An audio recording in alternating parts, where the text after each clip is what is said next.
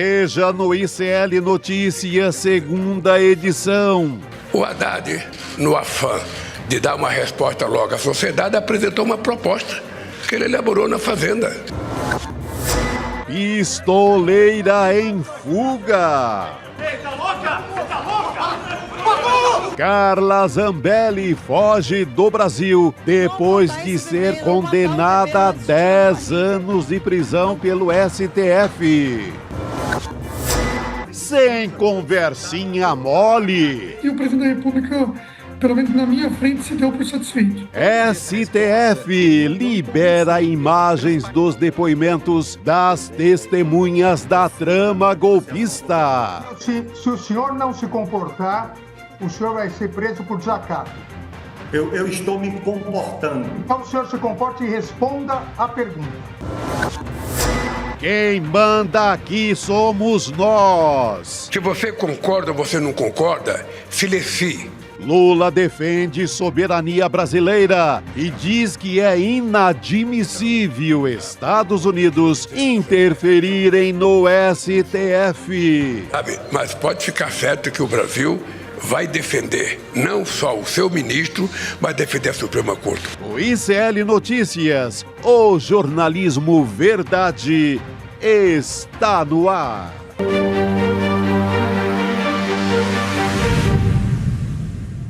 Olá, boa tarde. Seja muito bem-vindo, seja muito bem-vindo. ICL Notícias, segunda edição, está no ar, ao vivaço, nos canais do Instituto Conhecimento Liberta, Eduardo Moreira, no canal da Voz Trabalhadora no YouTube, também na Pop TV, você que nos assiste pelo Rio Grande do Sul. E também boa tarde para você que nos ouve pela web rádio São João, em Quixadá, no interior do Ceará. Chico Sá já aposta comigo, porque hoje o dia tá quente. Meu Deus, a mulher capou o gato, como se diz na minha terra, né? Quando alguém, alguém ali desaparece, some. Chá de sumiço. Capou o gato, chá de sumiço. É o que aconteceu. Deram mole, né? Quem vai explicar isso pra gente? Se deu mole? Assim, juridicamente falando, né, Chico? Acho que a Elô Vilela pode ajudar a gente muito bem a entender essa história. Elô, boa tarde pra você. Boa tarde, Chico. Oi, Gabi. Olha, eu acho uma coisa inacreditável. Deviam ter prendido ou deviam ter tomado o passaporte, né? Ou devolver o passaporte dela. Eu vou só lembrar para vocês uma coisa. Desde o começo desse processo todo do julgamento, da tentativa de golpe, 7 policiais militares foram presos imediatamente. Eles só foram soltos com tornozeleira eletrônica, passaportes apreendidos, bens congelados, bloqueados. Ninguém pode mudar os bens para nome de outra pessoa, vender, nada. E nada disso foi feito com mais ninguém. Existe aí, eu acho, um tratamento diferente para diferentes cargos, diferentes posições, porque os chefões dessa história toda não estão de tornozeleira, não estão com bens bloqueados, né? Esses PMs ficaram 6 meses sem salário, as famílias aí se virando como foi possível. Tá errado? Não tá errado. O que tá errado é ninguém mais ter. A Zambelli levou o hacker para fazer o plano de tentar mostrar que a urna era fraudável, gente. Sim. Ela botou o hacker dentro do Palácio do Planalto. Né? Então, assim, não é pouca coisa, não é só, como se fosse pouco, essa cena dela correndo atrás do jornalista lá com o revólver na mão em São Paulo na véspera da eleição. Não é só isso. Ela estava intrinsecamente ligada com a tentativa de deslegitimar o processo eleitoral, ou seja, contribuindo para a construção do golpe. Aliás, Elô, não é sobre isso, né? A prisão que foi decretada, essa que a gente viu as imagens dela correndo ali nos jardins atrás de um jornalista. Eu quero aproveitar para trazer um pouquinho de contexto aqui para quem está chegando agora e não viu essa notícia da deputada Carla Zambelli. Então, ela fugiu do Brasil, em resumo, mas a gente pode aqui trazer um pouco mais de detalhes sobre essa história, né? Porque ela é condenada a 10 anos de prisão pelo Supremo Tribunal Federal. Aliás, essa decisão é bastante recente, em regime fechado, essa condenação. E ela confirmou, foi lá na Revista Oeste, esse veículo da extrema-direita, para dizer que, olha, deixei o país sim. E aí, a gente não sabe para qual destino, não foi informado ainda oficialmente, mas a Zambelli disse que ela vai ficar na Europa, porque, segundo ela tem cidadania europeia. Então, é lá que ela vai ficar, né, Chico? E ela também justificou a fuga como uma decisão para começar um tratamento médico. Impressionante, né, como esses personagens da extrema-direita, eles começam a ter cuidados, né, precisar de cuidados médicos quando alguma decisão da justiça lhe bate na porta. Mas ela disse que ela vai pedir licença do cargo de deputada federal, assim como a gente viu o Eduardo Bolsonaro fazer agora há pouco, né, ele que está nos Estados Unidos. Então, mês passado isso aconteceu, essa condenação pela primeira turma do Supremo Tribunal Federal, essa de 10 anos em regime fechado, por falsidade ideológica e por invadir o sistema do Conselho Nacional de Justiça. Não tem nada a ver, então, com essa imagem, ainda esse é outro caso que está aí correndo dela, que ela está com a arma em punho, correndo atrás de um jornalista. Então, esse é outro caso e o relator é o ministro Alexandre de Moraes. E ela está se dizendo, claro, vítima de perseguição política, né? Aliás, mais especificamente nesse caso, perseguição do judiciário. Vou trazer uma frase aqui da Carla Zambelli para a gente voltar a conversar. Ela diz o seguinte, então, abre aspas para a Carla Zambelli. Eles me ceifaram, mas quando acham que morri, é quando renasço das cinzas, como a fênix.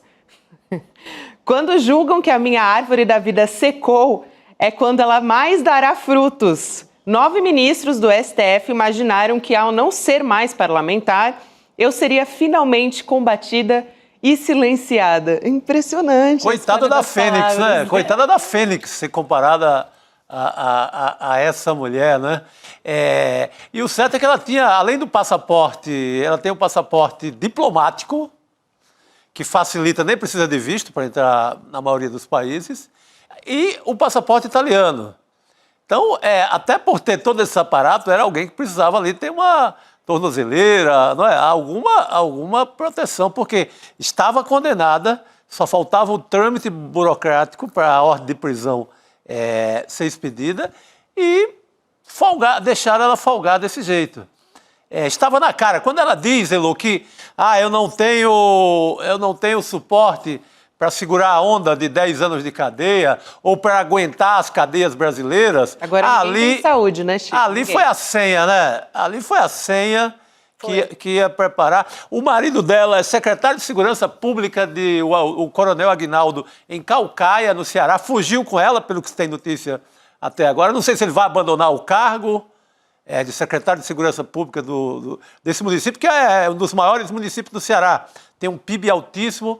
É uma cidade muito importante, estaria acompanhando ela nessa fuga, né?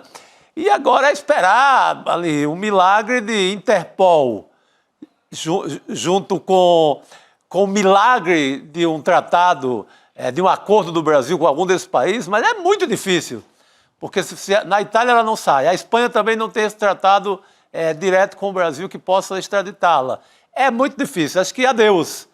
Adeus, pistoleira. Olha, Chico, eu não sei, né? Acho que talvez não seja assim tão simples, né? Porque você veja que o Pisolato, ele tinha cidadania italiana e ele foi extraditado para o Brasil ainda assim. Claro que a gente sabe que tem um governo de extrema-direita na Itália que talvez não se dispõe a fazer isso agora, nesse momento, mas isso pode acontecer mais adiante. E outra coisa que eu acho incrível, Gabi, nessa frase dela que você colocou na tela, é que assim, a pretensão dela de achar que o STF, os ministros do STF estavam preocupados, né, em destruí-la, como se ela fosse assim tão importante. Eu acho que isso, no fundo, é muita pretensão.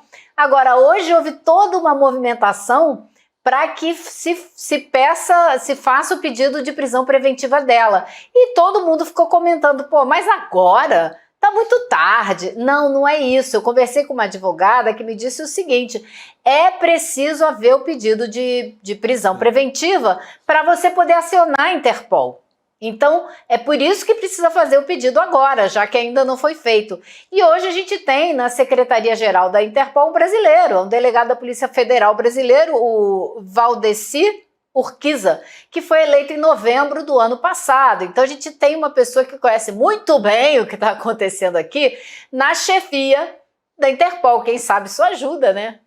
Muito bom. Por isso que é bom tê-lo, né? Já deu ali, além de uma pequena esperança, deu a informação correta. Aliás, a gente não tem um paradeiro exato dela, mas só para trazer aqui a fala dela na CNN, porque ela deu entrevista para a CNN Brasil também. Ela diz que está nos Estados Unidos e quer ir para a Itália, porque ela tem um passaporte europeu. Mas não tem como saber o paradeiro exato, né? Essa é não tem. E nem tem, principalmente, como confiar. Sim. Não é? Ela fica... Ela está falando com esses canais de extrema-direita, com a Rádio Auriverde, com a Oeste, com esse povo aí, que vão publicar o que ela vai dizer, né? Mas não dá para confiar uma vírgula na localização da Carla Zambelli. Aliás, não dá para confiar nada. Agora, uma coisa eu acho interessante dela ir ou para os Estados Unidos ou para a Europa, é que tanto num país como no outro, tudo que ela for gastar é 6 vezes mais caro do que seria no Brasil por causa do câmbio. Então, claro que ela tem ajuda daqui e dali, mas vai sair mais caro sustentá-la lá fora, ela vai ter que gastar mais do dinheiro dela, do marido. Acho ótimo, 6 vezes, né? Multiplica tudo por 6, vai ficar bonito isso. Agora, nunca torci tanto para o câmbio continuar alto, para o Eduardo Bolsonaro ficar mais pobre, a Zambelli também.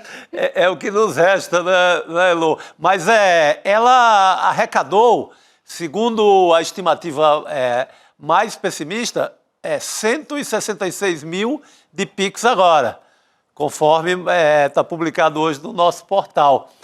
Mas tem outra versão que diz que foram 288 mil. Ela pegou agora, acabou, arrecadou o Pix e partiu. É fácil, né? Com esses patriotas, você arrecadar ali. O Bolsonaro arrecadou 17 milhões. Então você arrecada essa grana toda em nome de um certo patriotismo e vai embora, corre para outro país. Esse é o patriotismo que a gente tá vendo aí na nossa cara. É o patriotismo, Chico. Agora, essa história do passaporte é uma dúvida até que a gente pode tirar daqui a pouco com a doutora Maíra Hecker, que vem conversar com a gente também sobre os aspectos jurídicos todos, porque me parece muito claro aqui que ela, 20 dias depois, né, que ela tem a condenação, ela sai do Brasil. Me parece muito óbvio que é uma fuga, mas juridicamente, né, a gente pode perguntar para a doutora Maíra a respeito disso, porque o passaporte dela, o Xandão chegou a apreender o passaporte dela lá no passado, em 2023, aí depois devolveu. Por que não foi apreendido agora, mesmo com a condenação? São respostas que a gente pode também levar para a doutora Maíra Heck ajudar a gente a compreender, né, Chico? Eu acho que essa coisa de devolução do passaporte, em alguns momentos, o Alexandre de Moraes foi muito atacado, a ditadura do judiciário, ficou aquela pressão, e em algum desses momentos ele dá uma amaciada. Foi num desses raros momentos que ele amacia, que ela aproveitou e recolheu o passaporte com o qual deu no pé agora. E tem essa questão da Interpol também, que é uma apuração da Heloísa Vilela, né? Que essa história envolvendo a Carla Zambelli pode ter sido assim um pedido atrasado até de prisão, né? Porque a Procuradoria-Geral da República decidiu pedir a prisão preventiva logo depois de saber que a deputada está fora do Brasil de fato. Mas tem uma explicação aqui que envolve a Interpol, que é uma apuração da Elo Vilela, né, Elo? É isso que eu falei agora há pouco. É preciso ter o pedido de prisão para você acionar a Interpol. Se você não tiver esse pedido de prisão, a pessoa não entra na lista de pessoas procuradas pela Interpol. Então, a gente achou curioso esse pedido ser feito agora. Inclusive, o deputado Lindbergh Faria foi à PGR para pedir para a PGR que fizesse essa requisição. Aí a gente ficou assim, mas agora que ela já fugiu? Sim, agora, para a Interpol poder entrar nesse circuito e ela entrar na lista de pessoas procuradas pela Interpol, porque assim a Interpol pode agir, pode prendê-la e tentar enviá-la de volta para o Brasil, né? Então é por isso que está acontecendo só agora. É isso aí. Então tem essa história da Interpol, mais a junção da história do passaporte que tinha sido apreendido no passado. Bom, muito bem, a gente vai ter muito o que falar ainda da Carla Zambelli aqui, né, Lu? Mas eu quero falar com você sobre os depoimentos. Eu não estou me aguentando aqui. Os vídeos. Os vídeos agora dos depoimentos. A gente ouviu a Elo Vilela contando aqui todos os detalhes do que ela viu ali junto com a imprensa durante esses depoimentos para a primeira turma do Supremo Tribunal Federal, de todos os envolvidos na trama do golpe, ouvidos em condição de testemunha, né? Do julgamento, Mas, antes, a Elô Vilela comenta a decisão do Alexandre de Moraes, né, que determinou até que o Hamilton Mourão preste depoimento à Polícia Federal sobre aquele telefonema entre o Bolsonaro e ele. A gente comentou aqui que o Bolsonaro ligou para o Hamilton Mourão um pouquinho antes dele entrar ali para conversar com os ministros do Supremo. E isso essa decisão atende um pedido da Procuradoria-Geral da República, né, Lu, que apontou esses indícios do Mourão, que ele pode ter sido influenciado pelo Jair Bolsonaro. Afinal, ali na iminência de prestar o depoimento sobre a trama do golpe, o Bolsonaro, o que ele tinha que ligar para o Mourão, né? É proibido, já nada que ligar para o Mourão. Isso daí é um absurdo, isso pode ser tentativa de atrapalhar o processo, né? Interferir no processo. Outra coisa, gente, que é muito interessante é o seguinte, eu acompanhei todos os depoimentos, mas agora que os vídeos saíram, a gente vê coisas que não mostraram pra gente lá, porque a maneira como eles decidiram o que fica na tela, o que não fica, para quem está depondo e para o STF, não era o que eu necessariamente estava vendo na tela. Por exemplo, com os vídeos liberados agora, ficou claro que o Bolsonaro está acompanhando tudo. Ele está presente o tempo todo. Ontem, no final do depoimento da última testemunha, de repente piscou na tela cheia uma imagem do Bolsonaro. Ele estava lá com aquele fundo ridículo de São Francisco que ele usa, e que a gente vai ver em outros vídeos, e apareceu ele de repente, foi bizarro, porque ninguém sabia que ele estava acompanhando. Então, de repente, apareceu na tela, todo mundo ficou, que isso? Que isso? Bolsonaro tá aí. Gate e no tá fundo lá, e tudo, olha lá, Elô. De São Francisco, que ele aparentemente essa Golden usa Gate, sempre. essa Golden Gate é para lembrar um filme famoso do Hitchcock, que é Um Corpo que Cai. Então, é esse corpo que vai cair na prisão, é o Hitchcock, efeito Hitchcock. Ou também pela Golden Gate, né? A gente vê aquele presídio Alcatraz, que tem ali. sim. Alcatraz. O Alcatraz também. Boa, Elô, melhor do que a minha ideia. Que fica na ilha ali, maravilhoso. Eu achei que a Elô ainda ia concluir a fala dela, mas é excelente. Quando eu vi esse fundo do Bolsonaro com a Golden Gate, eu achei completamente aleatório, mas não! Saibam ler as referências culturais que vocês estão trazendo aí. É maravilhoso. Se não tem, a gente inventa, né, Chico? Exatamente. Você foi direto no filme Papillon, que tem uma fuga clássica daí. Uma fuga cinematográfica.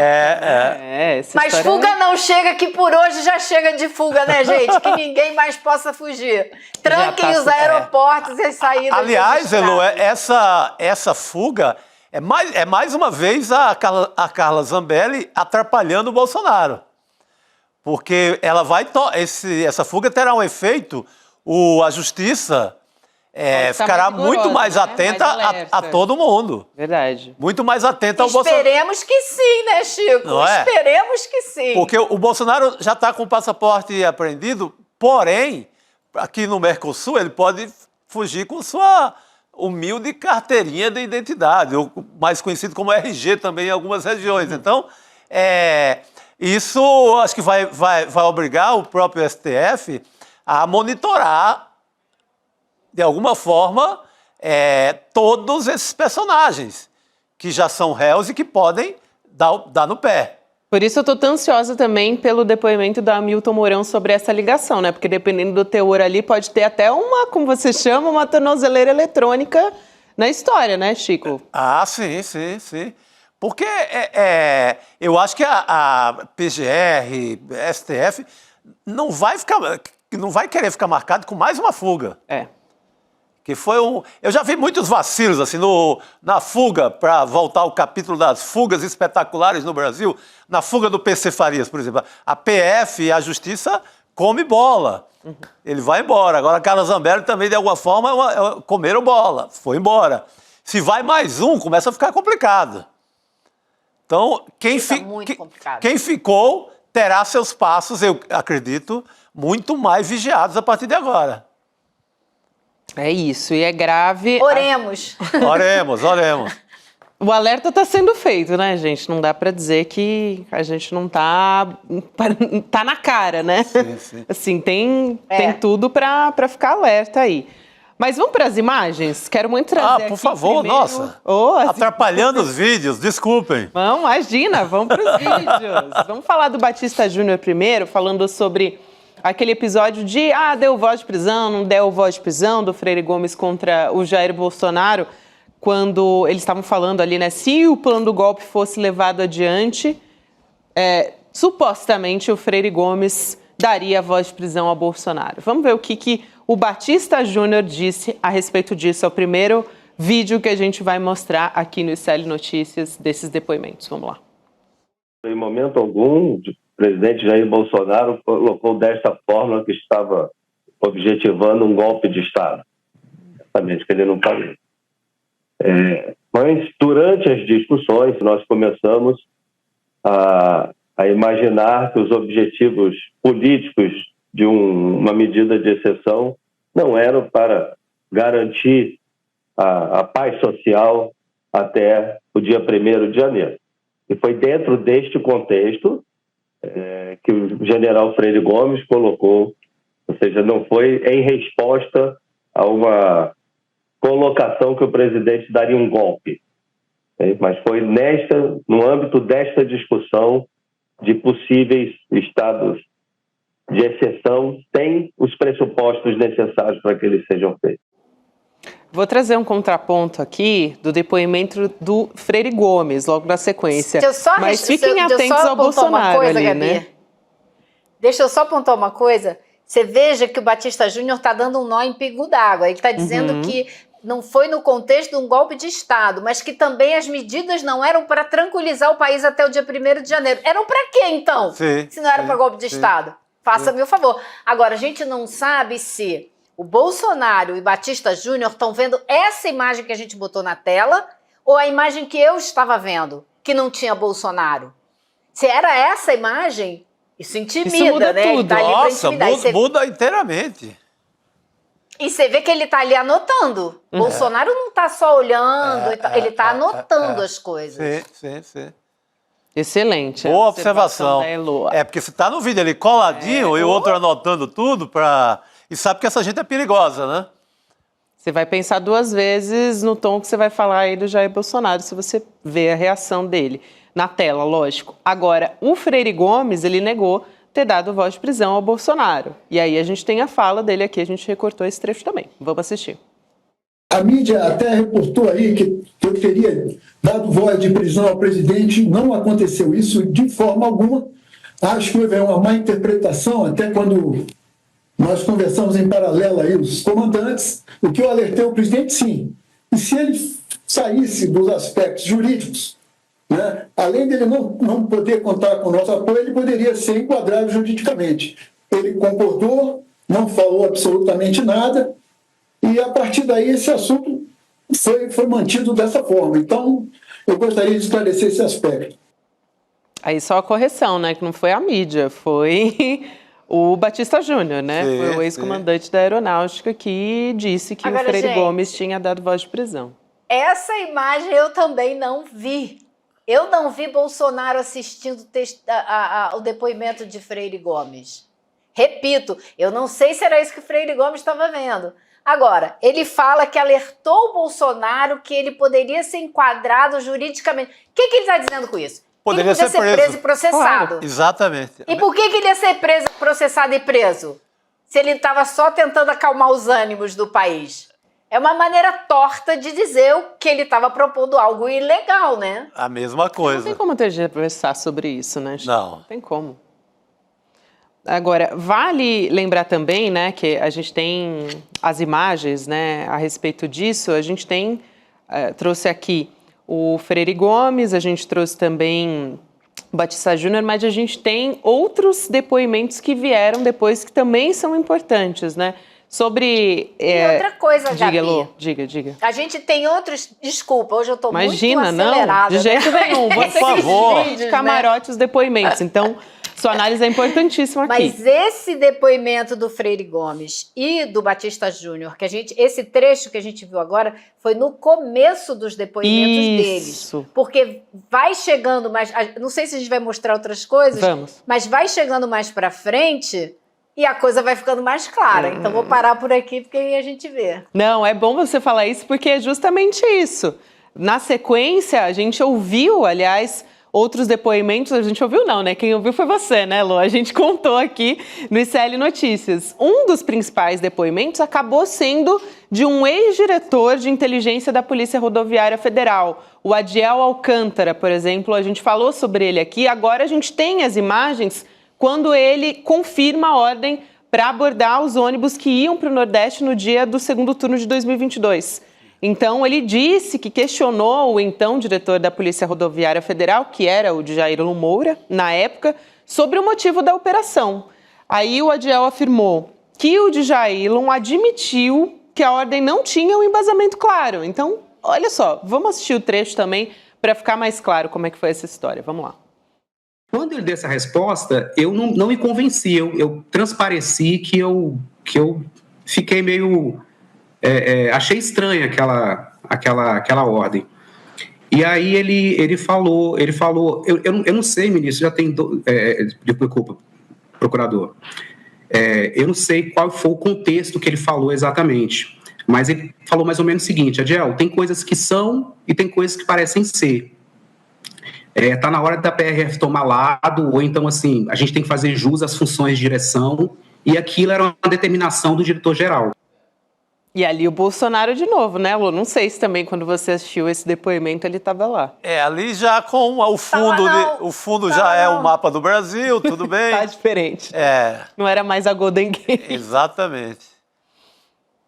Agora, o depoimento do Batista Júnior, do Freire Gomes e do Batista Júnior, foram depoimentos longos, que ao final do depoimento, o Procurador-Geral da República e o Alexandre de Moraes, especialmente o Alexandre de Moraes com o Freire Gomes, conseguiram arrancar dele as declarações que confirmam toda a história da tentativa de golpe, de ameaçar prendê-lo, sem dizer assim, coloca no Garnier a informação de que ele ficou do lado do presidente com a tentativa de golpe. No final, a coisa vai se esclarecendo e o Alexandre de Moraes forçou o Freire Gomes a repetir isso cada vez mais claro, 3 vezes. A última delas é a última pergunta dele, questionando a testemunha. Então, assim, ele não conseguiu escapar. O que a gente viu aqui foi um contorcionismo que, aos poucos, foi entrando em foco e ele não teve como nublar, né, desfocar a situação, os fatos. Elô, você quer comentar algo mais sobre esses depoimentos? Porque eu sei que você assistiu ali e hoje você pôde também ver como é que saiu, né, no resultado final, esse depoimento que o Bolsonaro estava lá, né? Na maioria deles, pelo menos, a gente viu aqui já alguns trechos que estão sendo divulgados na imprensa, porque, gente, assim, é muito vídeo, são muitas horas, e aí as redações estão todas assistindo e tal, selecionando os trechos mais impactantes. Eu não sei se você quer comentar algo mais sobre isso, pode ficar à vontade. Na sequência, eu quero trazer aqui uma fala do presidente Lula e a gente trazer outras questões relacionadas a Brasília, mas quero deixar você dar esse fecho também, porque você também assistiu os depoimentos e agora está vendo os vídeos, né? Eu acho, Gabi, que agora a gente vai ter a chance de montar essa história direitinho e a gente está podendo mostrar para as pessoas exatamente como aconteceu. Minha única dúvida, e que eu vou tentar descobrir isso amanhã com o STF, é o que as pessoas que estavam depondo e o que os advogados estavam vendo.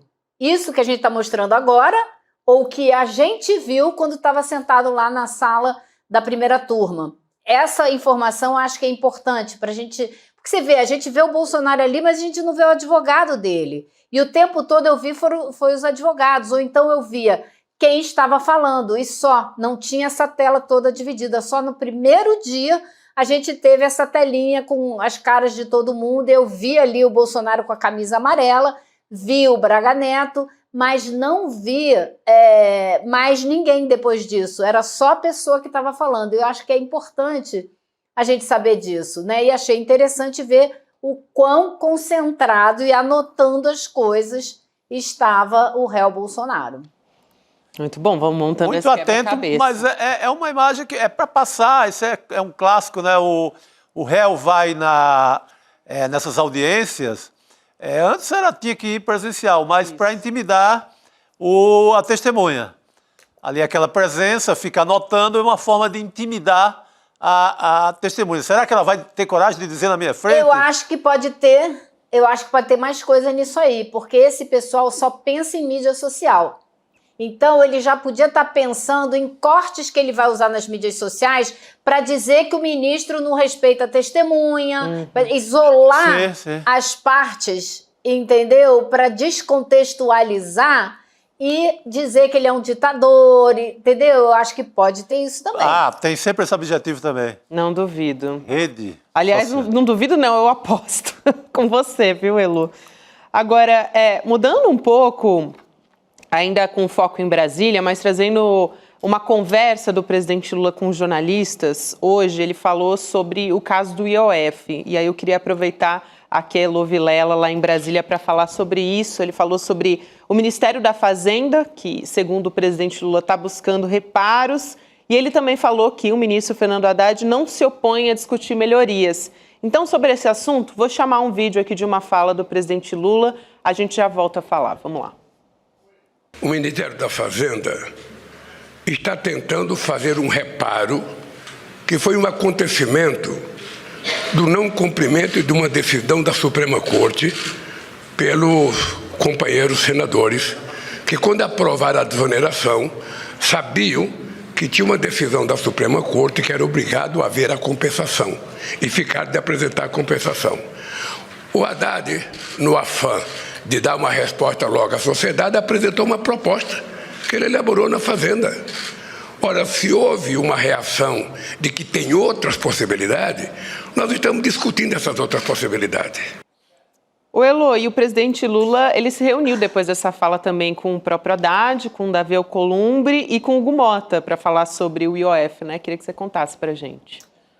Olha, ele se reuniu com o ministro Haddad, presidente da Câmara e Senado, e os líderes do governo na Câmara e no Senado para discutir essas propostas. Só que eu acho que na fala do Lula, né, sobre esse evento todo do IOF, houve apesar dele estar elogiando o Haddad no começo da fala, eu acho que teve uma severa crítica ao ministro Haddad na fala do Lula. Porque ele diz o seguinte, que o Haddad foi lá e anunciou na sexta-feira porque queria dar uma resposta à sociedade, mas que ele, Lula, não estava aqui. Como quem diz, se eu tivesse, não teria acontecido. Por quê? Aí ele diz assim, não se pode mandar medidas para o Congresso sem que os nossos líderes no Congresso saibam. Essa conversa toda que o Lula vem dizendo, as coisas têm que ser discutidas com os líderes do governo no Congresso e com os líderes da Câmara e do Senado antes de serem enviadas para terem possibilidade de sucesso, porque o Lula sabe, o governo não tem maioria no Congresso. Se não negociar previamente, vai dar com a cara na parede, como deu com a história do PIX, como deu agora com a história do IOF. Então eu acho que foi aí uma severa crítica do presidente, suave, porque em público, mas acredito que no privado pode ter sido até mais dura, porque tem que negociar, não vai passar nada sem negociar. E aí agora no encontro que teve na casa o Lula recebeu para o almoço o Hugo Mota, o Alcolumbre, esse pessoal todo com o Haddad, e aí eles conversaram, saíram de lá todos dizendo que foi uma ótima reunião, que eles estão discutindo medidas em conjunto, que ninguém vai adiantar que medidas são, porque elas têm que ser negociadas todas para depois poder fechar um acordo. E o Haddad disse que agora, talvez até no domingo, se reúna com as lideranças todas do Congresso, ou seja, os líderes de todos os partidos, para apresentar essas medidas e aí sim encaminhar para o Congresso. E são medidas que, segundo todos eles, são medidas estruturantes, ou seja, não é uma coisa pontual que vai fechar a conta esse ano e aí ano que vem tem que fazer outra coisa. Não, são medidas para serem adotadas de maneira permanente e que permitam ao governo fechar suas contas. Por exemplo, acabar com as isenções, que segundo Haddad, já disse essa semana, podem render 800 bilhões de reais. Resolve o problema de caixa rapidinho, né? Então, e o Hugo Mota tem falado nisso também. Então, ao mesmo tempo que eu vi uma severa crítica ao Haddad, não pela sua qualidade técnica, mas por, ultimamente, o que parece ser sua inabilidade política, né?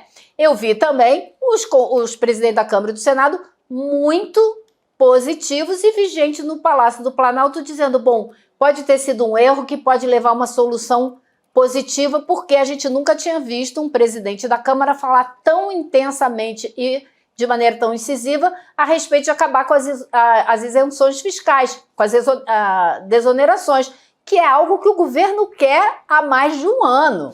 Então isso pode resultar em algo promissor. Vamos ver. Ô Elô, agora eu que estou sem esperança. Você me deu esperança no caso lá da fuga, agora eu que estou... Eu não acredito que Câmara, Senado, o governo possam mexer com essas isenções, sabe? Porque aí você tem os grupos de comunicação, quem é isento? Quem está nesse pacote de 800 bilhões? Rede Globo, Folha de São Paulo, Estadão, as emissoras de rádio, toda essa gente que cobra do governo corte de gastos, está vivendo no bem bom por conta dessas isenções. Essa gente não quer cortar o dele, esse benefício que recebe do governo. Então, eu não sei se vão ter coragem de mexer com essa gente aí, mas deveria. Resolveria muito fácil só tirando isso, porque essa medida era temporária. Era temporária. Era para ficar um tempo para atender a Covid, uma fase extraordinária que o país viveu. Não, os caras querem manter as mesmas pessoas que estão todo dia na televisão cobrando, o governo tem que cortar, o governo gasta demais. São essas pessoas que estão levando essa grana. Agora, Chico, no ano passado, quando a gente tinha Arthur Lira e Rodrigo Pacheco na Câmara e no Senado, eu em nenhum momento vi eles defenderem com firmeza a necessidade de acabar com essas desonerações. Como eu já vi o Hugo Mota falar 3 vezes sobre isso, claramente com todas as letras, e o Davi Alcolumbre apoiando. Então, eles também estão colocando o nome deles nessa proposta, que tem uma convergência ali do governo federal, né, da Fazenda, todo mundo achando que isso daí é o caminho, porque quando você fala estruturante é isso, é você fazer uma coisa permanente. Essa seria uma medida permanente para garantir o fim dessa sangria, né? Porque é um dinheiro que está indo aí para o ralo e que todo mundo já sabe, muita gente diz com todas as letras também, que não está gerando emprego, porque a ideia era você dar essa desoneração para esses setores da economia gerarem emprego ou manterem as pessoas empregadas durante a Covid. Agora não está gerando emprego nenhum, então chega, né? Chega, não, tomara que corte isso, é uma imoralidade. E é tudo neoliberal, radical, que quer cortar tudo do governo. Se brincar, quer cortar até Bolsa Família, são esses. Tudo barão aqui da Faria Lima, tudo dono de banco, até dono de banco tem nessa história. Isso. Pô. Bom, a gente teve uma atualização, parece que positiva sobre esse caso, depois de o Hugo Mota ter falado um pouco mais grosso, né? Ter dado prazo e tudo. Elô, sei que você vai continuar acompanhando essa história e também os vídeos ainda, que com certeza a gente vai ter atualizações aí conforme a gente for assistindo tudo. Obrigada por hoje, querida. A gente se vê em breve. Diga. Ok. Você não vai... Não, eu só queria destacar que hoje, mais uma vez, o Lula falou do genocídio, falou de uma maneira ainda mais forte. E que a fala dele de domingo provocou uma nota da embaixada do governo de Israel. Ou seja, quando o presidente Lula fala, isso tem um eco enorme no cenário internacional. E os brasileiros que têm mania de complexo de vira-lata têm que entender isso. E hoje ele foi ainda mais claro, ele disse que o que acontece em Gaza é um genocídio, falou assim, e ainda disse, eu não posso aceitar isso, não só como presidente da República, mas como homem, como ser humano, não posso aceitar uma coisa dessa. Achei maravilhoso, presidente Lula, é isso aí. Que bom, muito bom, excelente. Bem direto, e é isso que a gente precisa mesmo. Valeu, querida, a gente se vê em breve. Tchau, tchau, pessoal. Até amanhã. Boa noite. Aproveitando para chamar Rodrigo Viana aqui para a mesa junto com a gente. Rodrigo, porque hoje, olha, lá em Brasília o dia tá pegando fogo, não tá faltando assunto aqui para a gente conversar não, viu, Rodrigo? Pois Você queria comentar? Não, eu queria só dizer que nós vamos daqui a pouco mostrar mais vídeos, né? Porque eu vi que vocês passaram 3 vídeos aí. Faltou um que nós passamos no ICL urgente, mas eu queria até ouvir a opinião de vocês e tal, o confronto com o Aldo Rebelo. Esse aí também. Sim, já nós vamos mostrar. Esse eu acho que é um dos melhores. Absoluto cinema. É cinema. Mas vai ficar para daqui a pouco. Daqui a pouco a Carol Brígido vem comentar com a gente, Ela já está aí, já vamos chamar a Carol Brígido. Antes, só quero lembrar, já que a gente está falando aqui de diversos temas que a gente está discutindo aqui, que são super importantes, hoje a gente tem o Precisamos Conversar, hein, gente?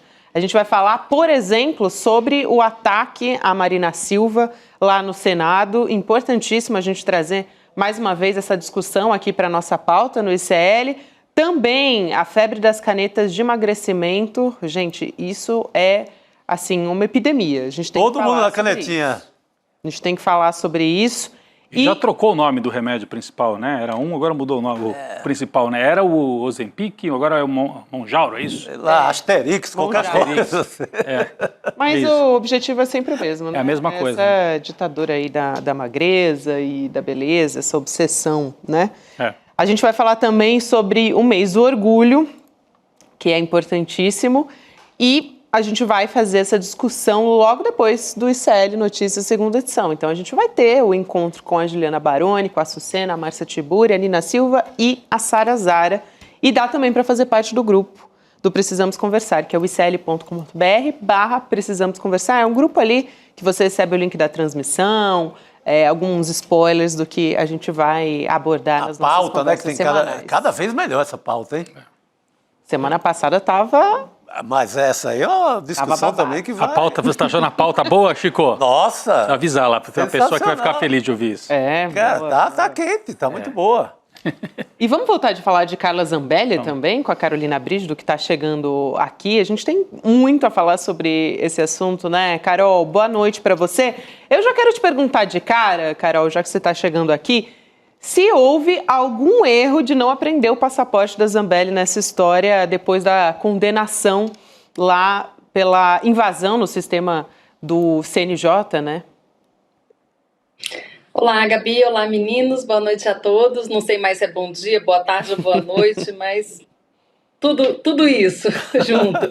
Enfim, na questão da Zambelli, essa questão de apreensão de passaporte é muito delicada. Normalmente, a justiça toma essa medida quando existe algum motivo claro, algum motivo de que a pessoa possa deixar o país para deixar, no caso dela, de cumprir a pena. Só que assim, a pena dela não havia transitado em julgado. Ela ainda tem direito a recursos no Supremo Tribunal Federal, não havia sinais claros de que ela poderia evadir, né, sair do país nesse momento delicado em que ela poderia ser presa. Tecnicamente, no STF, ela tem direito a mais 2 recursos lá no tribunal. Então, assim, antes de julgar esses 2 recursos, não haveria o pedido de prisão, não haveria ordem de prisão por parte do STF. Então, assim, presume-se a boa-fé no direito, né? Se não há sinais de que a pessoa poderia fugir do país, não haveria motivo para se confiscar o passaporte. Agora, sim, é difícil a gente também dar esse ônus para o judiciário de falha, quando, na verdade, quem fez errado foi ela, né? Ela fugiu do país em um momento que, sim, ela sabia que poderia ser presa. Então, nessa situação, a situação dela, o quadro dela piora bastante juridicamente, porque isso antecipa uma prisão. A gente viu lá que a Procuradoria-Geral da República já pediu a prisão de Carla Zambelli. Claro, agora vai ficar mais difícil porque ela não está mais no país. Aliás, ela está em vários lugares ao mesmo tempo, repetindo um fenômeno que só aconteceu com Santo Antônio de Pádua, que estava em vários lugares ao mesmo tempo, né? Ele tinha aquele dom que é para pouca gente. Ela está...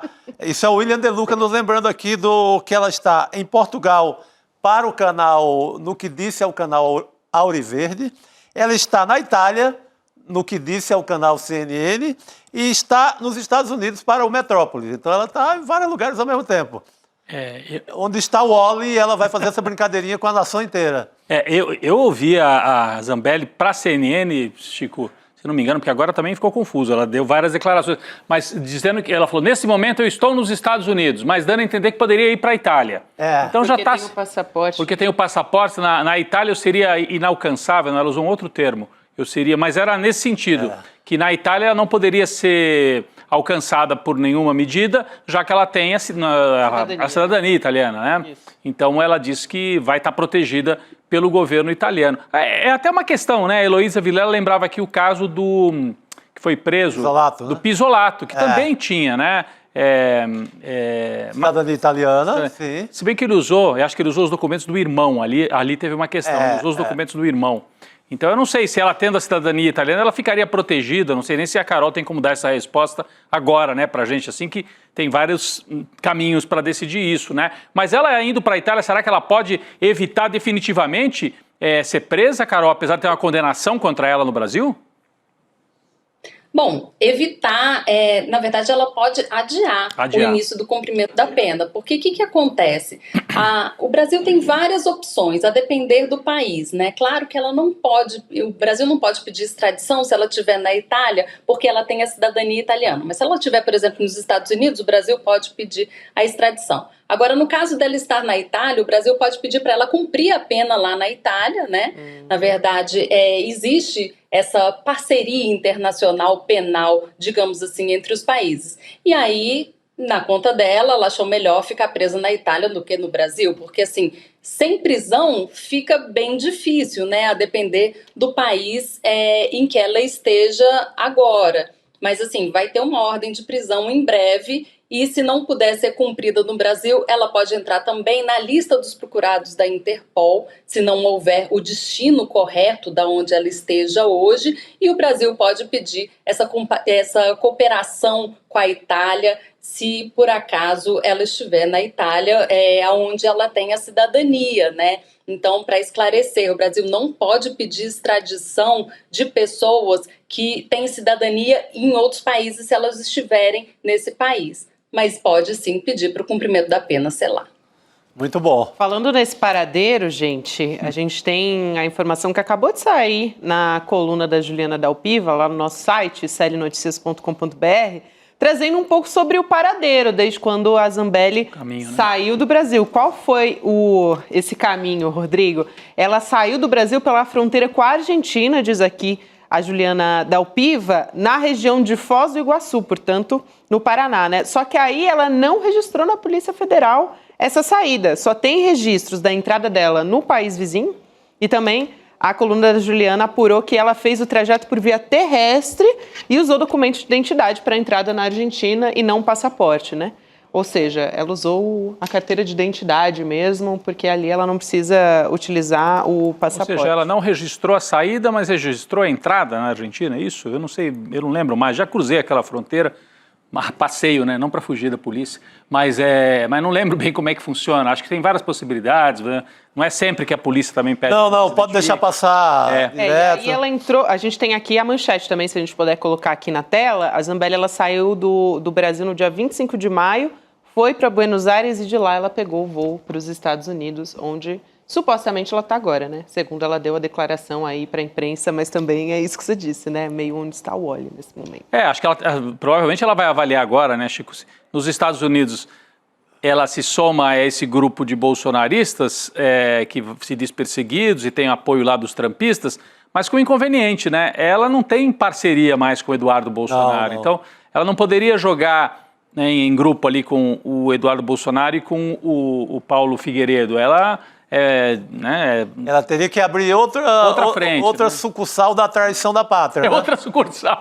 Porque... Sucursal própria. Ela não se dá bem com Os citados aí. Com citados. Então, por isso que talvez ela prefira abrir uma frente italiana, né? Aí ficam os traidores da pátria lá dos Estados Unidos e uma traidora da pátria na Itália. E a Brigada Mussolini, né?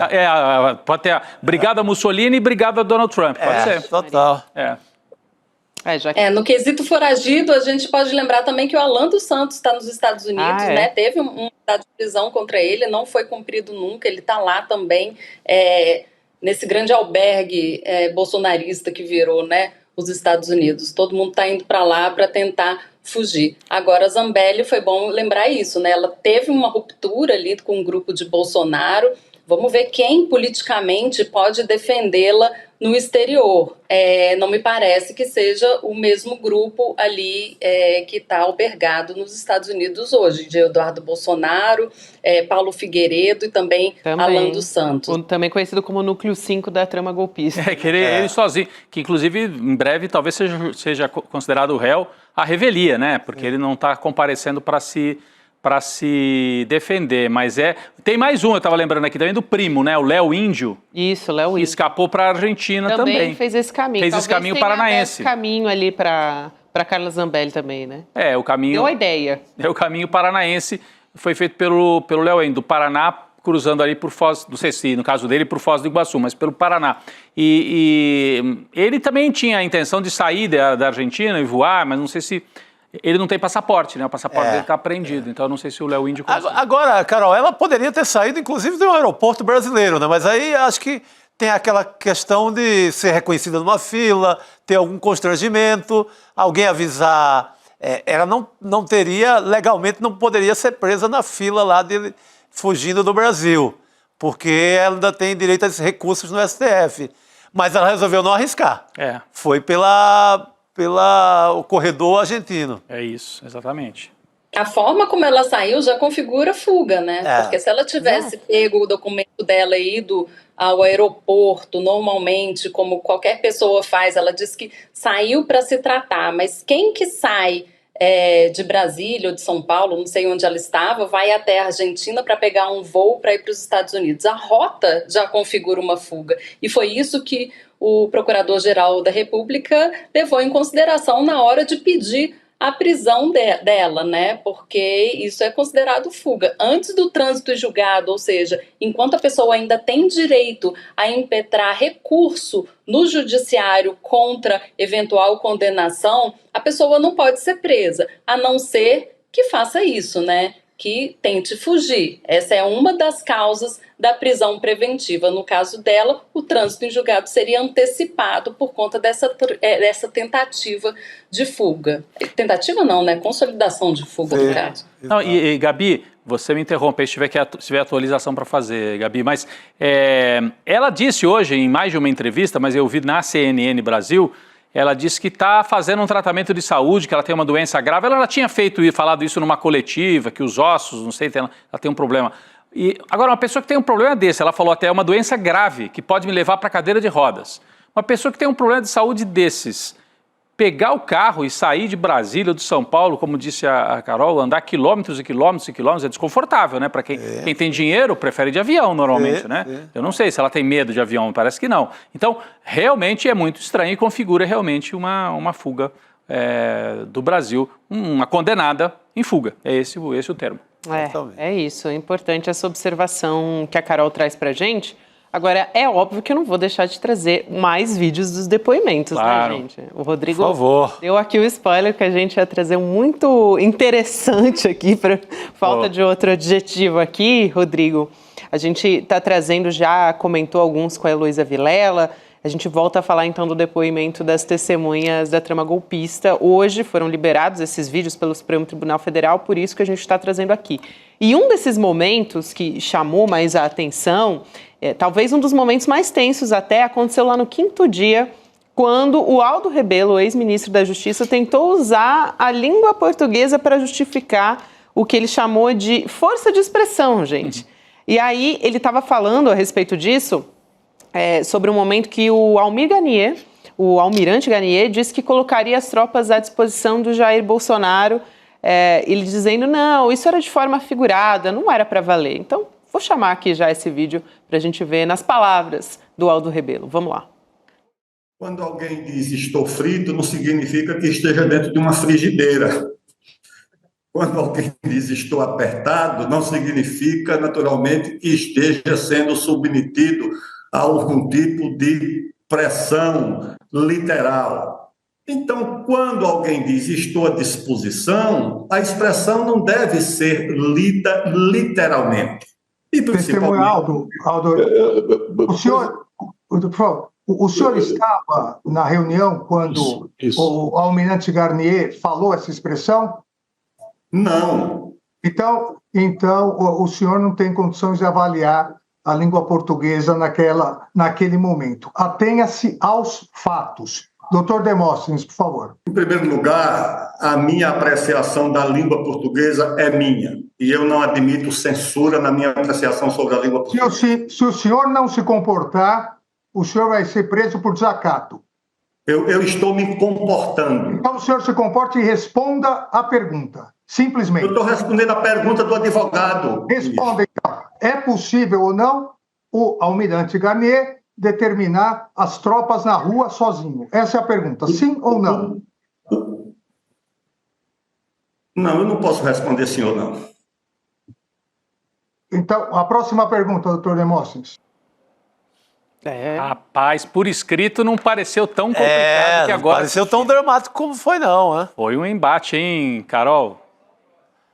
Sim, a gente sabia, né, desse conteúdo todo pelos relatos, né, pelo que aconteceu, né, as pessoas estavam lá dentro, eu estava lá dentro também. Heloísa Vilela, aquela mulher é uma máquina, ela transcreve tudo e manda pra gente, então a gente fica mais ou menos sabendo o que aconteceu ali. Mas é claro que a imagem tem um impacto muito maior, né? E realmente pode-se dizer o que quiser de Aldo Rebelo, mas ele teve alguma certa coragem ali, né? Enfrentar Alexandre de Moraes com um quadro de incêndio atrás do ministro, assim, e ele bastante bravo, né?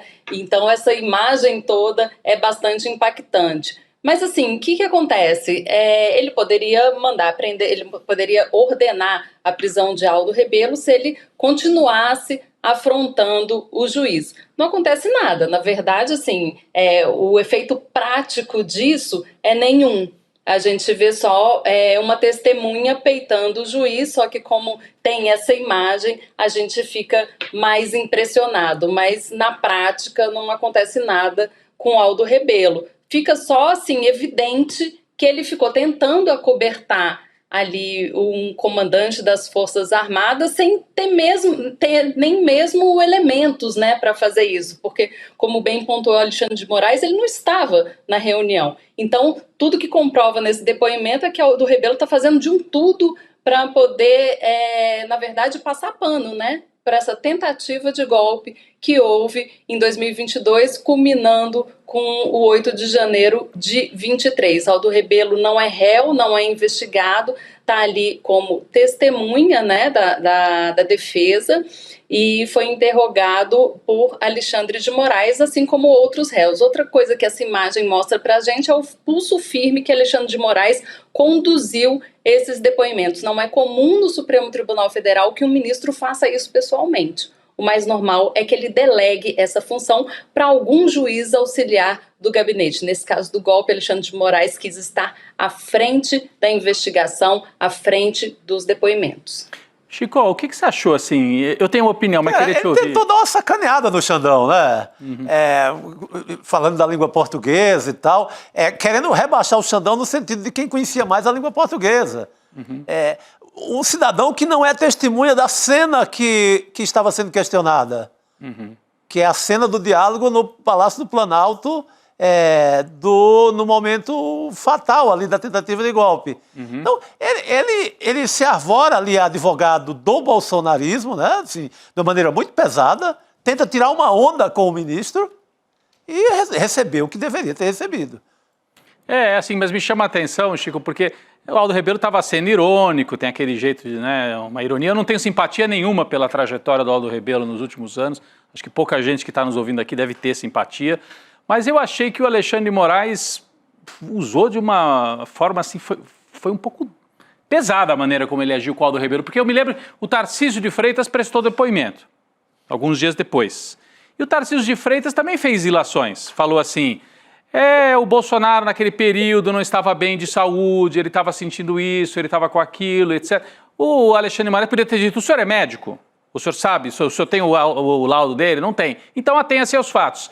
Mas ele foi no pescoço do Aldo Rebelo.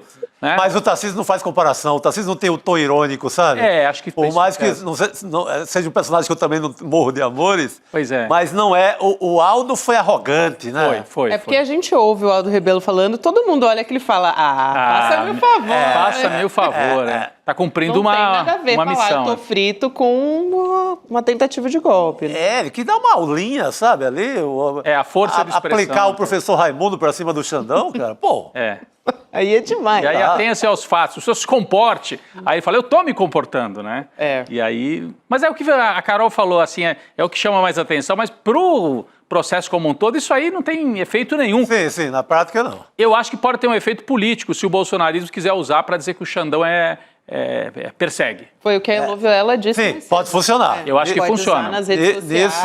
Eu acho, pensando do lado deles, eu já estive na frente de um juiz como testemunha, um colega nosso que pediu que eu testemunhasse numa ação. Você fica um pouco intimidado. E era uma ação de primeira instância aqui em São Paulo, hein? Era 2 jornalistas, o Merval Pereira e o Paulo Henrique Amorim. E eu era testemunha do Paulo Henrique Amorim. Folga em saber. Folga em saber, né? E aí o juiz vai perguntando, e interrompe, a gente fica assim, pô, e agora? Eu falo, juiz, deixa eu acabar? Não. Você fica intimidado, você está diante de um poder. Sim. Então, mas o Alexandre de Moraes usou, assim, um método realmente de, aqui, quem manda sou eu, meu filho, volta, né? Volta pra casinha, mais ou menos isso, né? Impressionante. Agora, tem eu acho válido também, desculpa, imagina. Eu acho válido a gente abrir um parênteses para falar também do Aldo Rebelo, né? Essa trajetória dele é totalmente difícil de compreender, né? Um sujeito que era do PCdoB e aí seguiu o tempo inteiro à esquerda, foi ministro da presidente Dilma Rousseff e depois se bandeou para o outro lado, talvez pela via do nacionalismo, ele teve sempre essa ligação com os militares, também sempre foi um amante da língua portuguesa, vou fazer agora um papel de advogado do diabo, nos anos 2000, no início dos anos 2000, ele, como deputado, apresentou um projeto que era proibido usar em lugares comerciais nomes estrangeiros. Assim, os estabelecimentos não poderiam ter nome estrangeiro e as pessoas estariam proibidas de falar termos estrangeiros quando existisse o correspondente em português. O projeto não foi adiante, mas ficou registrado aqui o amor por Aldo Rebelo pela língua portuguesa. A língua portuguesa... Bem lembrado, Carol. Eu tenho um amigo que foi muito próximo do Aldo Rebelo e caracteriza esse nacionalismo dele como um nacionalismo mofado. Algo assim que cheira a mofo, né? Não é um nacionalismo de defesa da questão econômica, das posições do Brasil, mas foi indo para uma coisa assim quase fundamentalista, um nacionalismo quase fundamentalista, assim, né? Essencialista, a essência do Brasil, e aí flerta com a direita, flerta com a extrema-direita, realmente. Impressionante. Agora eu quero trazer um outro trecho do depoimento aqui. A gente falou sobre ele também, a mesma coisa, né? A gente comentou como é que foi, a Heloísa Vilela estava lá transcrevendo, como disse a Carol, que é uma máquina. É uma máquina, Elo. Minuto a minuto ali dos depoimentos, a Elo estava transcrevendo pra gente. Teve um que a gente comentou aqui, que foi do advogado-geral da União do governo Bolsonaro, Bruno Bianco.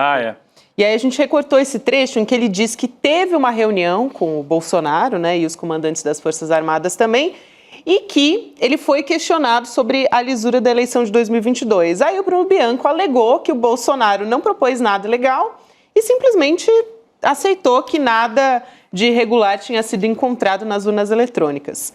Vamos assistir esse trecho então e a gente volta a falar. Vamos lá. Houve uma reunião, eu fui a uma reunião com o presidente da República, também, na verdade, eu fui em outras reuniões, mas para tratar assuntos específicos da Advocacia Geral da União. Então, me lembro que nós tínhamos alguns temas ainda bastante pulsantes, como, por exemplo, a revisão da vida toda, que eu despachei até no Supremo Tribunal Federal com, então, o advogado-geral da União. Mas, em relação ao tema que o senhor me pergunta, houve uma reunião.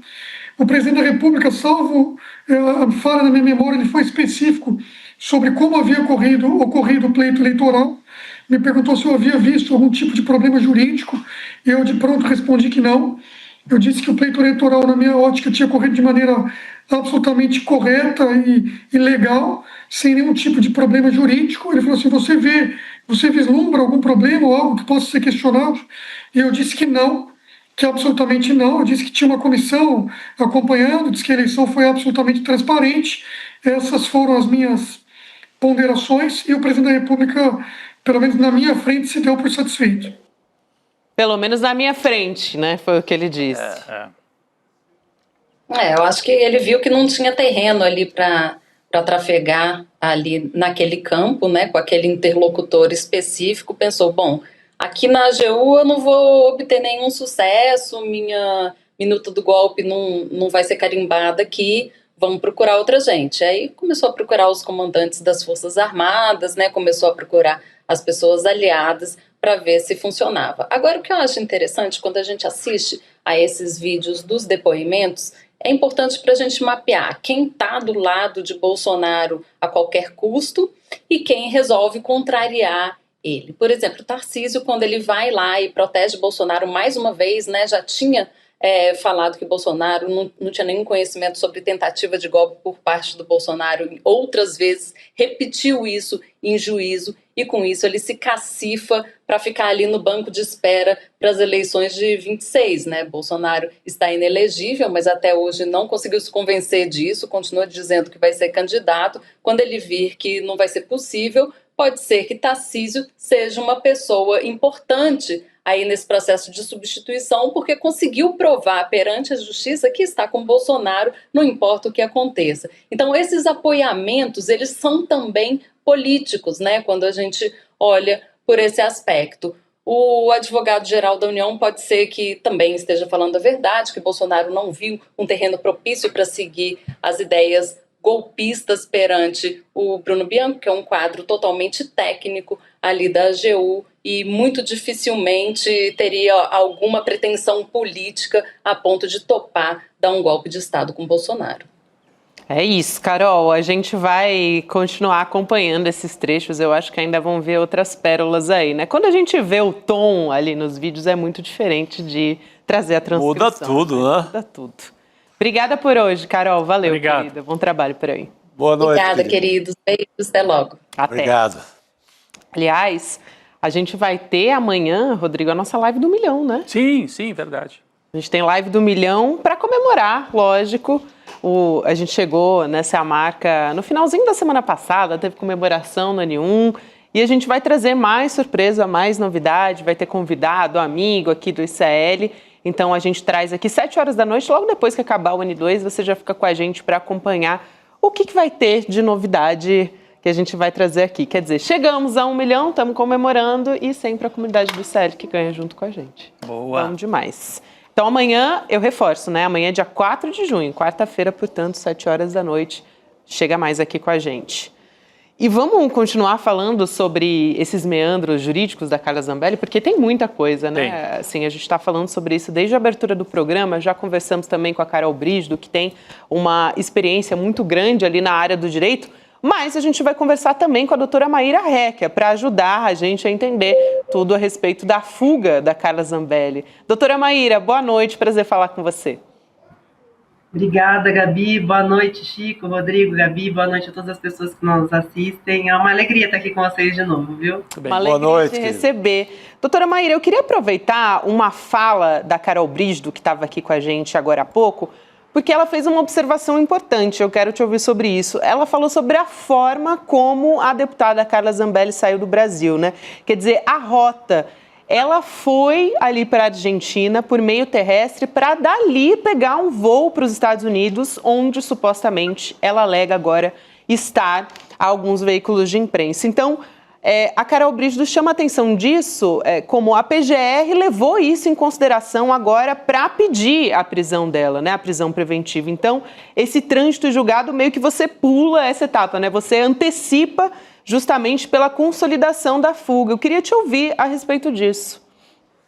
Eu acho que a PGR agiu acertadamente agora ao pedir a prisão preventiva da Carla Zambelli, porque me parece muito cristalino que ela saiu do país para se furtar a aplicação da lei, né, para cumprir pena em virtude da condenação que ela tem aí de 10 anos, e o Supremo já inclusive formou maioria num outro crime, num outro processo que ela estava sendo julgada, ele formou maioria para aplicar uma pena de 5 anos em virtude do outro delito no dia da eleição, salvo engano, quando ela persegue um jornalista com arma em punho. Então, quando ela é notificada, né, ela dá inclusive declarações públicas que ela não aguentaria ficar na cadeia, que ela não aguentaria cumprir pena, que ela não teria saúde o suficiente para isso, que aqui fazendo um parênteses, né, salta aos olhos, porque esse povo há pouquíssimo tempo estava pedindo golpe militar, há pouquíssimo tempo estava transgredindo aqui as nossas normas para atentar contra o Estado Democrático de Direito, e aí de repente ela sai do país sem qualquer manifestação, sem comunicar ao judiciário de que ia sair do país, sendo que existem condenações contra ela, processo tramitando, vai para a Argentina, vai depois para os Estados Unidos. Me parece muito clara essa fuga da Carla Zambelli. E o pedido da PGR vem em uma ótima hora, justamente porque há indícios suficientes de que ela se furta a cumprir a condenação. Ela se furta a aplicação da lei, que é justamente o que dá ensejo à prisão preventiva que a gente tem previsto lá no artigo 312 do Código de Processo Penal. Então, todas essas ações de não comunicar o juízo, sair pelo meio terrestre para depois pegar um avião para ir para os Estados Unidos, veja, são países que têm uma relação bastante alinhada com a direita, não por acaso, com a extrema-direita, não por acaso, Eduardo Bolsonaro também está afastado nos Estados Unidos. Ela declara nessa entrevista que ela vai para a Europa justamente também para se aliar com outras pessoas da extrema-direita. Então, me parece assim que a fuga está estabelecida. Agora é ver como que a gente consegue trazê-la de volta para cumprir pena no Brasil e ficar eventualmente presa preventivamente para que possa ser assegurada a aplicação da lei penal. Bom, aí a segunda parte da questão, né? Se tem a prisão pedida pela PGR, a gente imagina que o Supremo vai dar e vai dizer que ela precisa de uma prisão preventiva. Como é que faz? Nos Estados Unidos, onde que a chance é maior de conseguir que a Carla Zambelli cumpra a pena? Nos Estados Unidos ou na Itália? Ela já disse que na Itália ela é inalcançável, porque ela tem cidadania, nacionalidade italiana. Se ela viajar para a Itália, aí a Carol Brígido levantou a possibilidade, bom, poderia cumprir pena, até na Itália mesmo. Então, será que ela vai escolher, a senhora não é, a Maíra não é advogada da Carla Zambelli, mas ela pode escolher a tática de ficar nos Estados Unidos, onde politicamente talvez ela possa fazer mais barulho, ou ir para a Itália, onde ela vai ter uma cobertura jurídica mais forte. Que caminhos que a gente pode esperar, então, daqui para frente?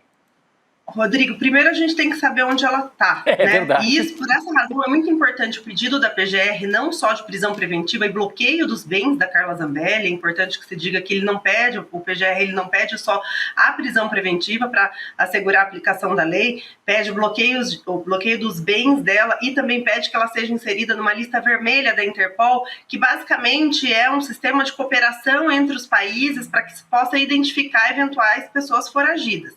Então, ponto 1, é importantíssima esse acordo de cooperação com a Interpol para que a gente possa identificar onde ela está.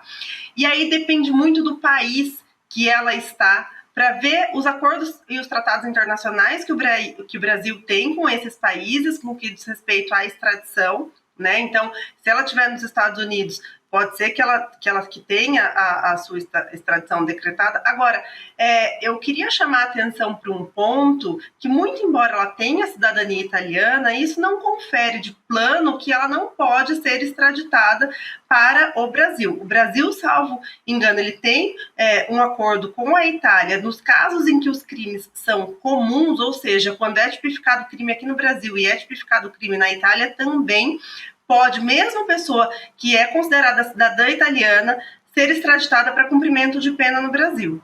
Inclusive, a gente tem um precedente do Henrique Pizzolato, salvo engano, que foi condenado na época do Mensalão a 12 anos de reclusão e teve sua extradição, que era cidadão italiano também, e teve sua extradição deferida para o Brasil. Então, não é que ela está a salvo de todo na Itália, ela há de ainda enfrentar essa batalha, e acho que é muito provavelmente que ela seja, assim, extraditada para cumprir pena no Brasil. Na pior das hipóteses, ela pode cumprir pena na Itália também. Talvez esteja querendo ganhar tempo, né, Chico? Talvez, além de tentar ganhar tempo, doutora Maria, também talvez ela aposte politicamente no governo italiano também, num certo apoio, né? Mas a Itália parece que ainda tem uma divisão de poderes, né? Assim, acreditar que vá, inclusive, pular essa divisão e acatá-la, né? Isso seria mais fácil nos Estados Unidos, né? Eu acho que, além de tudo, Chico, o que chama atenção na manifestação dela é que ela continua tentando contra a democracia brasileira, né? Quase como se ela falasse, realmente, agora, fora do Brasil, eu posso continuar falando os absurdos que eu sempre falei e que, inclusive, ensejaram a sua própria condenação. Isso causa espanto, porque, de fato, ela me parece que não aprendeu absolutamente nada, né, com todos os processos nos quais ela foi condenada. Ela falou... Não, desculpa, você estava falando ainda, Maíra, desculpa. Não, eu ia dizer que ela disse, ela falou para a CNN o seguinte, não existe mais justiça no Brasil. Ela falou, eu estou vindo para os Estados Unidos para me tratar de um problema de saúde, mas também não existe mais justiça no Brasil, então daqui eu vou poder falar o que eu preciso. Então ela está afrontando a justiça brasileira de fora do país. Doutora Maíra, completando o que o Rodrigo falou, ela teria direito a recursos ainda no Supremo, né? Por isso que ela não teve um mandato de prisão imediato depois da condenação. O tal dos embargos de declaração. Ainda levaria talvez alguns meses, né? Então ela não acredita nisso, nos recursos, ela prefere a fuga. Exatamente, e ela, veja, deputada federal que justamente teria a obrigação de defender as instituições brasileiras, as instituições da República, atenta contra a confiabilidade não só do sistema eleitoral, mas do nosso próprio poder judiciário. Tem gente que pergunta por qual razão ela não tinha tido ainda o seu mandato de prisão expedido, uma prisão preventiva, enfim. É importante a gente lembrar que a prisão ela é exceção no Brasil, né? Deveria pelo menos ser exceção. A gente sabe que existe um encarceramento em massa de uma camada da sociedade muito bem definida, né? Que é uma discussão que a gente faz quase que diária, cotidianamente aqui entre pessoas que aplicam o direito, mas a prisão ela é uma exceção. No caso agora da Zambelli, ela virou justamente o ponto de regra, o ponto convergente, porque ela praticou esses atos de fuga, ela praticou essa tentativa de se furtar a aplicação da lei, ela continua falando atrocidades do nosso sistema judiciário, ela continua falando atrocidades dos nossos poderes da República.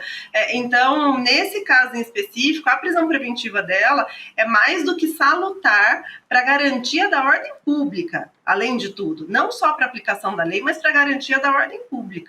E acho importante que esse precedente seja marcado, porque o próximo, acho que é Jair Messias Bolsonaro, por tudo que também tem feito e tem falado mesmo diante das condenações do 8 de janeiro de outras pessoas, as suas condenações no que diz respeito à sua inelegibilidade, porque, de fato, a gente não pode permitir que essas pessoas continuem atacando o nosso sistema eleitoral, continuem atacando o nosso poder judiciário e passem aí para a população uma imagem ou uma fala de que a justiça não merece respeito. Então, por essa razão, a prisão preventiva dela deve ser imediatamente, assim, acho que rapidamente será decretada e espero que a Interpol consiga identificar o país que ela está e ela consiga ser presa o mais rápido possível. A gente tem outros exemplos aí fora do Brasil, né? A gente falava agora há pouco com a Carolina Brígido, o Alan dos Santos, tem o Paulo Figueiredo também e o próprio Eduardo Bolsonaro. Aliás, queria te pedir uma comparação desses dois casos, né, doutora Maíra? Porque o Eduardo Bolsonaro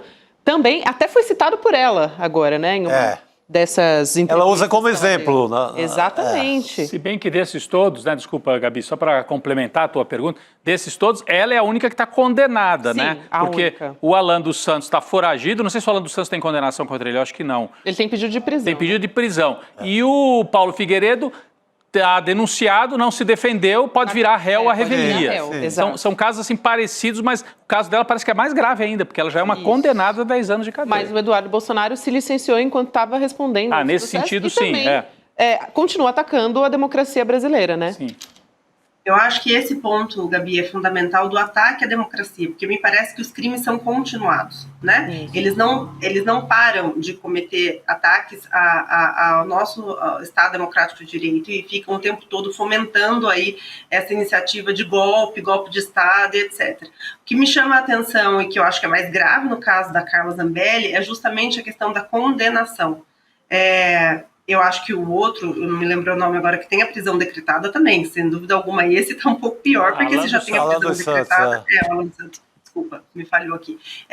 Esse é mais grave ainda, que já está com a prisão decretada, mas a Zambelli, após a condenação, é uma atitude que ela pratica de fato para se furtar a aplicação da lei. Ela sai do país e dá algumas declarações anteriores falando que não dá conta de ir para a cadeia, não dá conta de ficar no sistema prisional.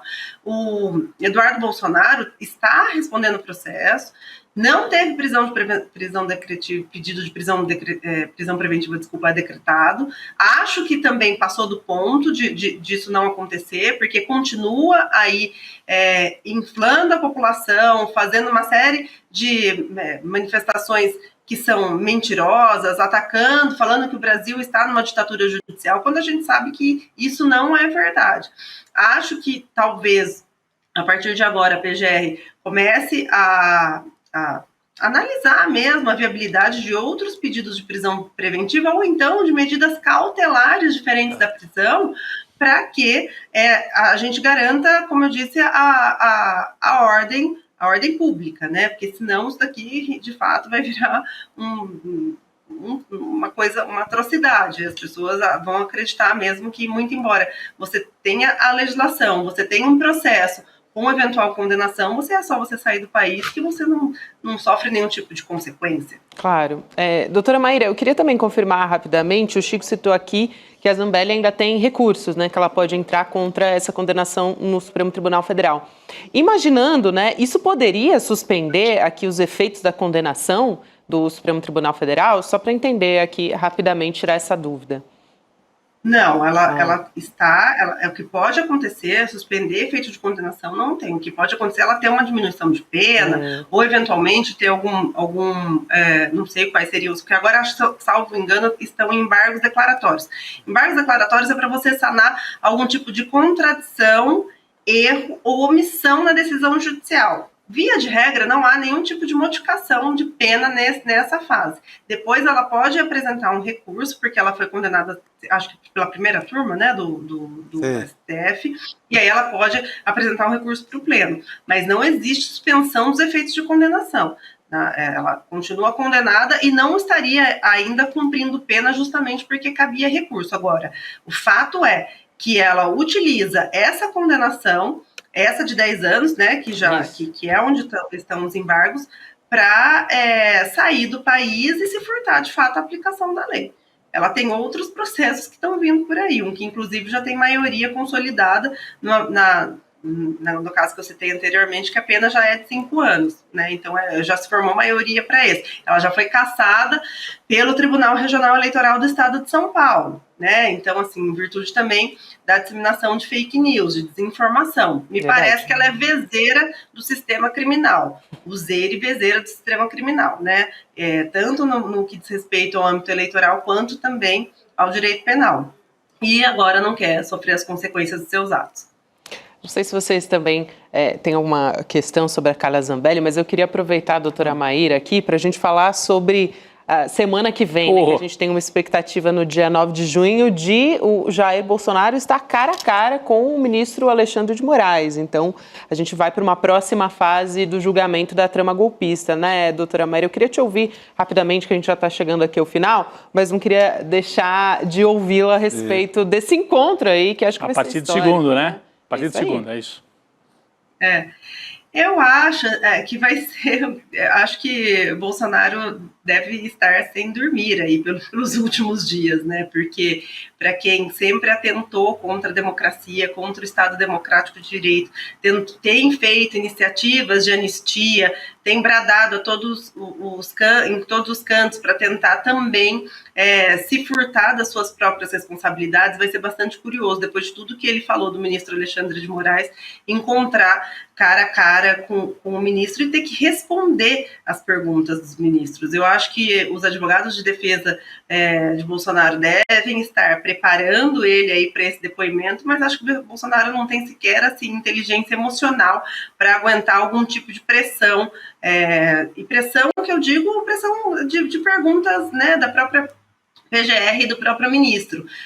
Acho que não só Bolsonaro, mas acho que é uma tônica desse pessoal, que eles são muito corajosos quando estão atrás de um telefone, atrás de um computador, nas lives, mas na realidade, quando se deparam com as autoridades, viram uns gatinhos, assim. Então, acho que ele deve estar sem dormir desde já, mas faço votos de que seja um excelente interrogatório, né, e que ele tenha um mínimo de dignidade para responder não só ao ministro, mas também à população os seus atos, né, o que tramou tanto contra o Brasil. Costumo dizer, Gabi, já finalizando, que a gente sabe só um pedacinho da história, só um pedaço do que veio à tona, mas essas pessoas sabem exatamente o que elas fizeram, quando fizeram e o que pretendiam, né? Então, acho que é isso. Acho que a gente teve uma interrupção aqui com a doutora Maíra, né? Mas a gente espera esclarecer mais esse pedacinho ali da história. Aproveitar e agradecer a doutora Maíra Recchia também. Muito bom. Voltou. Doutora Maíra, você estava fechando ali a ideia. A gente espera, né? Esclarecer mais um pedacinho dessa história, querida. Muito obrigada e até a próxima. Obrigada, Gabi. A última coisa, eu queria muito deixar um abraço para o Valber Braga, meu colega, que sofreu aí nos últimos dias uma atitude lamentável. Então, como colega aqui da advocacia, quero deixar meu carinho, meu respeito, minha admiração e solidariedade a ele. Obrigada, gente. De todos nós. Obrigada, Muito bom. Lembrado. Ele que foi intimidado pela polícia boliviana em La Paz, porque ele está defendendo o Evo Morales lá na Bolívia. Está no nosso site, inclusive, essa história do Dr. Valber Agra também. A gente pode acompanhar todos os detalhes por lá. Agora, gente, não quero deixar de dar um recado aqui para quem está nos acompanhando, que a gente está nos últimos dias para assistir o replay do documentário do Império Malafaia. Então, a gente teve a estreia do documentário na semana passada, e aí, além de divulgar o documentário, teve uma conversa com a Juliana Dalpivo, o Igor Melo, o Eduardo Moreira aqui nos nossos estúdios, e também a gente apresentou ali os presentes em condições especiais aí para entrar para o ICL. Então, a gente tem o livro do Eduardo Moreira, o livro do Bruno Paes Manso, também uma arte exclusiva do Nando Mota, além de adesivos, uma pulseira exclusiva da nossa comunidade também. Então, fica a dica, acesse cln2.com.br para garantir o ingresso gratuitamente e também para levar os nossos presentes para casa.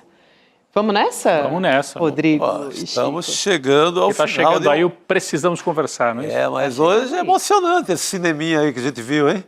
Cineminha do STF. Esse foi gravado. Imagina semana que vem que vai ser ao vivo, Chico. Eu acho que o Bolsonaro vai ficar em silêncio. Ah, é? Você não acha que ele vai para a provocação com o Alexandre Eu Moraes? acho que vai se garantir na Constituição no direito ao silêncio. Vamos ver. Que não enfrenta o Xandão, não. Vamos acompanhar. Bom, esse é só o primeiro capítulo, ainda tem muita água para rolar. Segunda, terça, olha, um dia só vai ser pouco. Vários dias ali. Boa noite para todo mundo. Valeu, gente.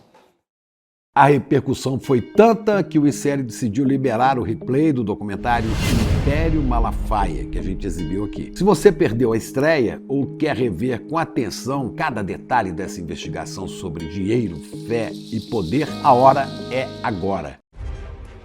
Olá, olá, olê, olê, olê, olá. Eu sou o Lindener Pareto, historiador, e tenho um convite especial para vocês para acompanharem o Provocação Histórica aqui nos canais do Instituto Conhecimento Liberta. Toda quarta-feira, às 7h, logo após o ICL Notícias segunda edição, convidados e convidadas que ajudam a gente a pensar o passado, a criticar o presente e a projetar alternativas de futuro para um Brasil diferente, para um mundo diferente. E se no cotidiano dificílimo do trabalho você perdeu o episódio inédito, não se preocupe, você pode assistir também toda quinta-feira a reprise, logo após o Rolê ICL, ao 12h30. Venha para o Provocação Histórica.